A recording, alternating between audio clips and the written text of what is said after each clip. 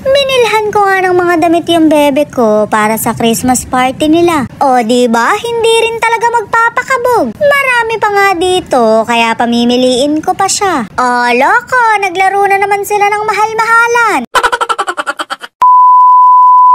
Attend nga kami ng Christmas party, kaya bumili ako ng mga bagong damit. Sa bebe ko to lahat, kaya siya muna yung magaganda-gandahan. Supportive nanay ang ganap ko ron, kaya hindi na ako makikipagkabugan. Ang kailangan ko lang namang ihanda puting buhok. Tiyak na magpapalaro ng Bring Me, abay marami ako nun. O diba, may katuturan din pala yung pagbibigay niya ng konsumisyon.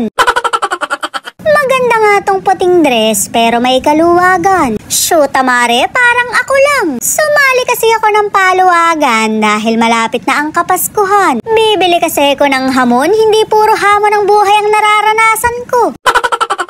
Maganda nga rin tong green dahil very Christmas ang atake. Sino ngayon ang makakahalata na tuwalya ang pang-exchange gift namin? Wala kaming paki sa wishlist nyo, tuwalya at tasa ang matatanggap nyo. Cheriz!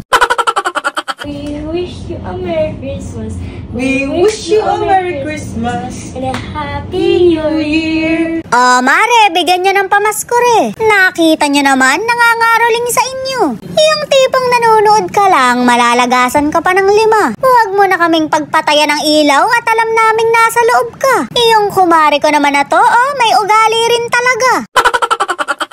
Sa lugar nyo ba, mare, uso pa yung may nangangaroling? Meron din bang lugar dyan na halos wala nang gumagawa? Mare, iba pa rin talaga kasi ang Pasko kapag may kumakanta sa harap ng bahay nyo. Pero paano ang ginagawa nyo kapag nasa 5 o higit pa ang pumupunta? Magkano ang bukal sa pusong nabibigay nyo para maibudget sa kinikita? Meron kasi akong nabasa na nagsarado na lang ng tindahan. Nakakahiya raw kasing magabot ng 20 lalo na't nakabanda.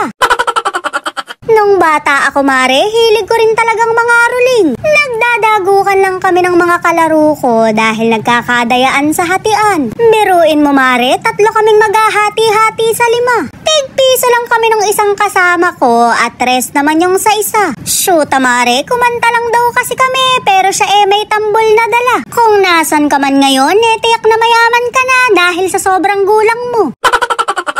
Mare, balik na nga tayo dito sa bebe ko. Abay, 20 years na yung nakalipas pero masama pa rin yung loob ko sa kalaro ko.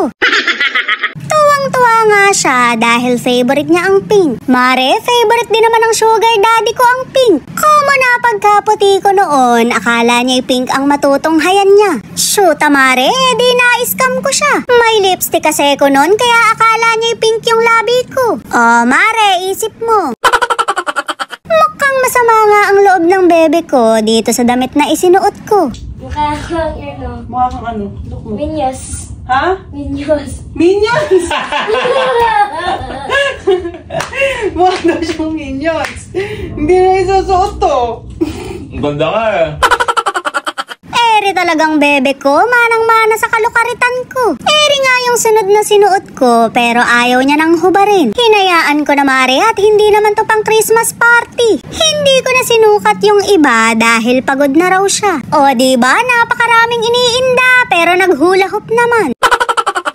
Yun lang mga mare at pare, shot puno.